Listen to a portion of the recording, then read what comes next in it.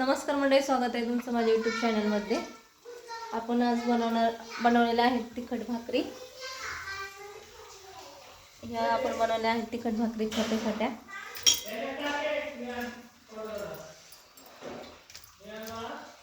हरभऱ्याची डाळ आणि वाटाणा टाकून मी बनवलेल्या आहेत अशा छोट्या छोट्या तिखट भाकरी।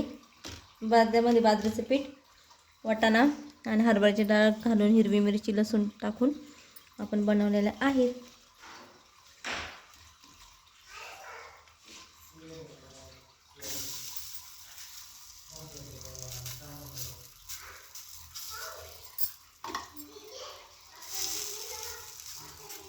त्यात थोडे तेल,